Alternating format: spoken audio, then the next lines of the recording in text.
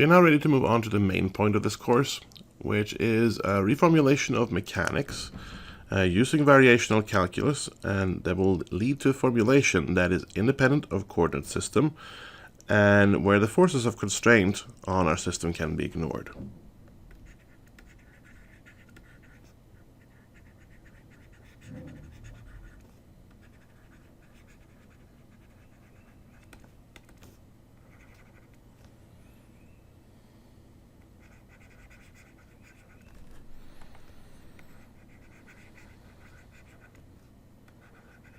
To do this, we will use the calculus of variations, where t, time, will always be the independent variable. So we will use the calculus of variations. And we will also assume that all the forces obey the second condition for conservatism. That is that we can write any force as minus the gradient of some potential, which will depend on position, and in principle explicitly on time. So the force doesn't have to be truly conservative, but it has to obey this condition so that we can write it as the gradient of a potential. And this is, of course, equivalent to saying that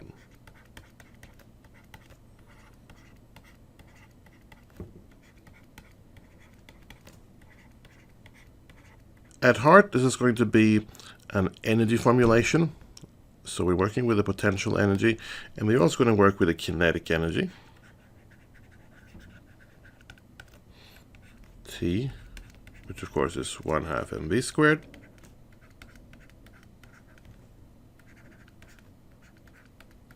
Okay, so those are the basic ingredients. Calculus of variations, potential energy, and kinetic energy. And what we're going to do now is we're going to introduce a new quantity, which we're going to call the Lagrangian.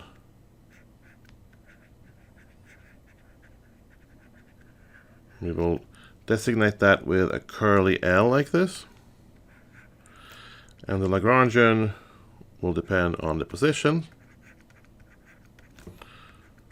on the velocities, and possibly explicitly on time. And it is equal to, at least in our context here in classical mechanics, it's equal to the kinetic energy minus the potential energy.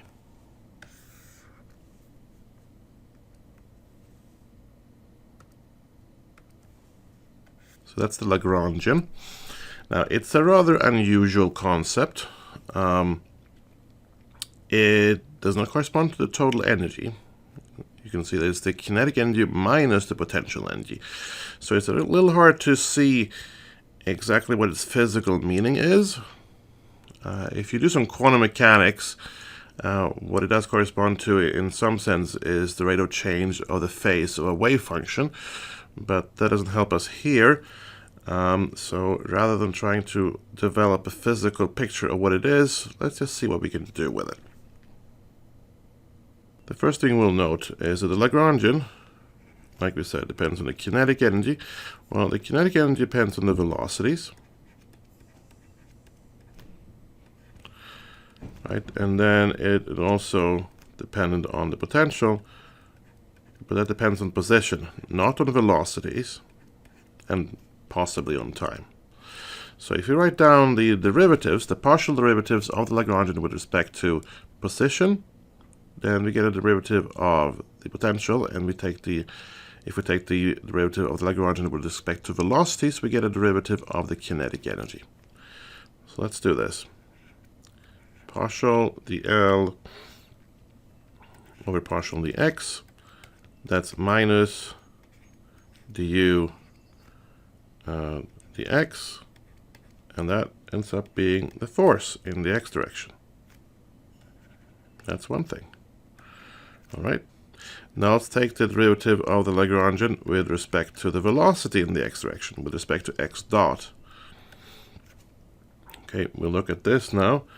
And we can see that that is equal to mx dot, or m times the velocity in the x direction. So that's p sub x. Now, with this, we can actually write down Newton's second law here. Newton's second law says that the forces in the x direction is the time derivative of the momentum in the x direction. And then same thing in y and z, obviously. Okay. Now, p dot we can also think of as d dt of p, right? And now we can replace this with what we have over here. So the force of x, that's the L dx, partial d curly L over partial dx. And that's going to be equal to now d dt, which acts on the L dx dot. And we'll move over this on the left-hand side, and we end up with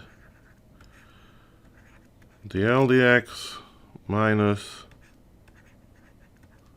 d dt partial dl over partial dx dot equals 0.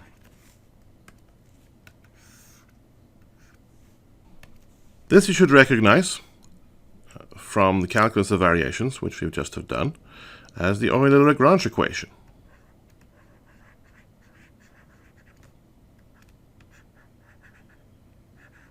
Although in this context, it is known only as the Lagrange equation.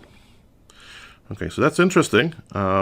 We've taken Newton's second law, and just by using this object here, which we call the Lagrangian, defined this way, we've been able to recast Newton's second law as the Euler-Lagrange equation. So this is a reformulation of mechanics that looks very much like calculus of variations. So that's interesting. That means that because this is true now, because the Lagrangian here obeys the Lagrange equation, or the Euler-Lagrange equation, that means that there must be some functional of L that is stationary when a particle follows a path that's given by Newton's second law. And that functional is known as the action. So we will introduce here another concept, the action. It is S. It is a functional of R, the path taken by a particle that is obeying Newton's second law. And our independent variable here is time. So we're going from time t1 to time t2, integrating the Lagrangian over that time interval. So this is the action.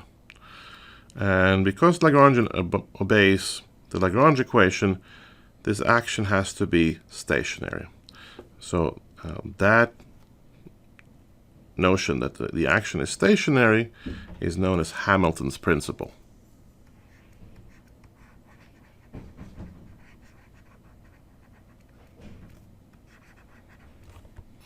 So Hamilton's principle states that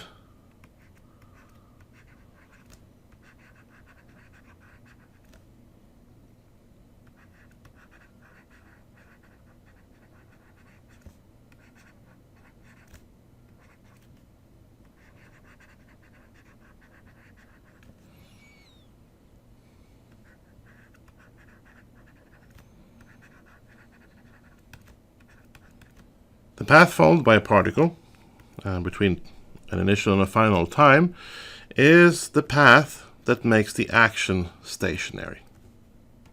That's Hamilton's principle, right? So this is really the reformulation of mechanics that we have promised now. We actually have three different ways to determine the path followed by a particle.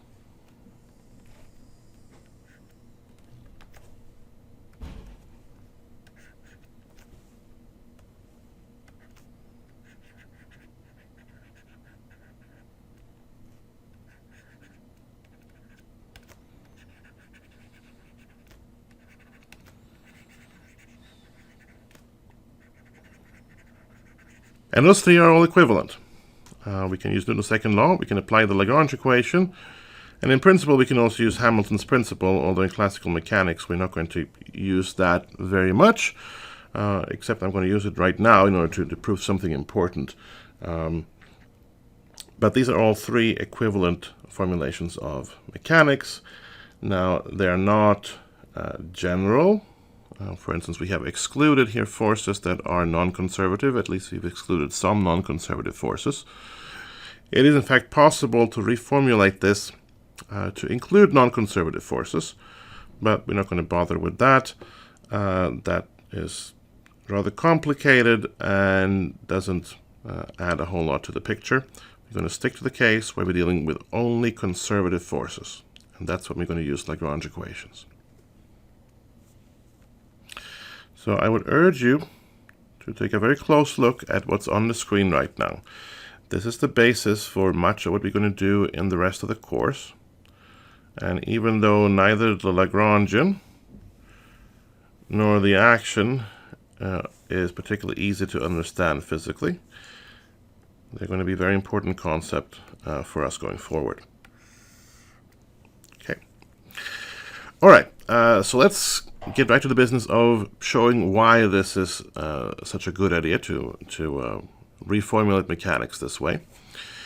When we derive the Lagrange equation here, we used a particular set of coordinates. We used Cartesian coordinates, x, y, and z, and that led us to the Lagrange equation, and by extension then to Hamilton's principle. What I'm going to do now is show that actually it doesn't matter which coordinates you're using, you still get to the Lagrange equation. Okay, so what we're going to do is introduce something known as generalized coordinates. This also is a very important concept.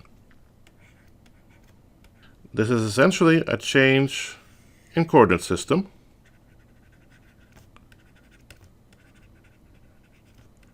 If you remember from the beginning of the course, we talked about coordinate systems as a way to label each point in space uniquely with a set of numbers, which are the coordinates. X, Y, and Z labels every point in three-dimensional space uniquely, but you can come up with another coordinate system that does the same thing. So that we have, we're going to call these coordinates Q. Q sub 1, Q sub 2, and Q sub 3 for concreteness when we are in 3 dimensions. So Q sub I, each of those is going to be a function of the position, X, Y, and Z. And similarly, the position is a function of the generalized coordinates. So we can go back and forth between the regular Cartesian coordinates and the generalized coordinates. And they can be anything you like. They can be spherical coordinates. They could be cylindrical coordinates, or anything that you make up. They don't have to be orthogonal. They can be as skew as you like. It's going to make no difference, which is quite convenient. So if you do that, then you still have the Lagrangian. The Lagrangian at x, y, z, also given by the velocities and time, could be rewritten to depend on the generalized coordinates. It's just by applying these transformations, right?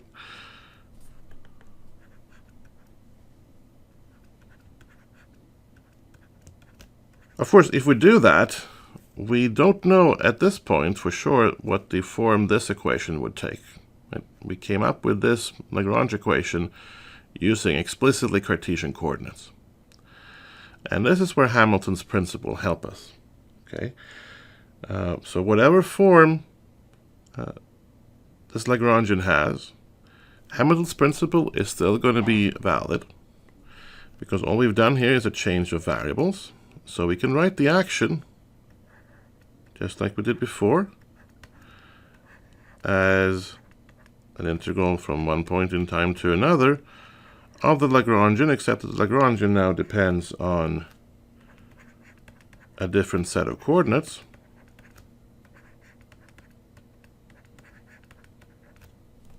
The generalized coordinates. And because this is still minimal, this is still stationary, we're still going to be able to have Euler-Lagrange equations that correspond to the new variables, the generalized coordinates that describe the Lagrangian. So because this is stationary, we get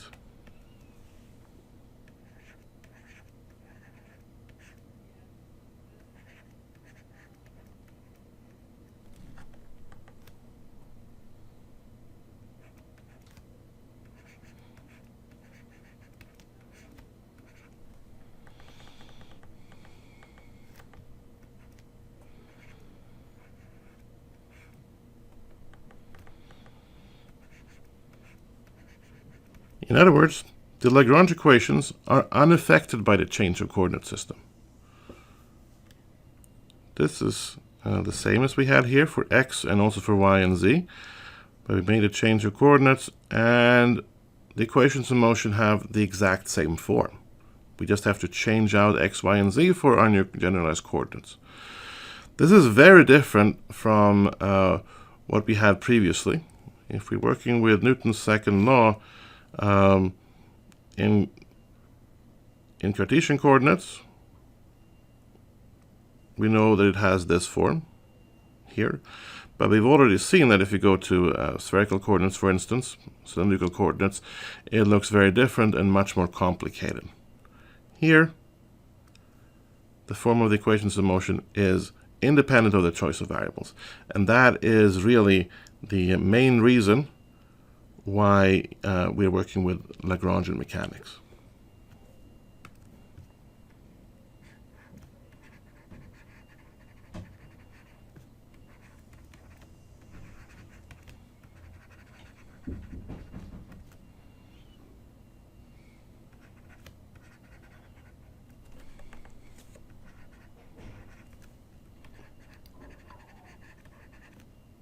And this comes from the principle of stationary action.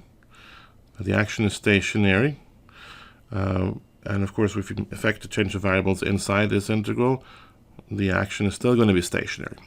I should mention that sometimes the Hamilton's principle is stated as the principle of least action. That's not entirely accurate. The action doesn't have to be at its smallest value along the correct path of the system. But it does have to be stationary. So I'm going to call it the principle of stationary action, or Hamilton's principle. We're not going to come back to that anymore in this course, actually. Its main use here was to show that the Lagrange equations don't depend on the choice of coordinates. So we can pick a coordinate system that is convenient and still have everything on the same form. So in the next video, we're going to give an example of this and derive Newton's equations, Newton's second law, in the case of polar coordinates, and show that we can get that result much more easily using these formulas that we have previously.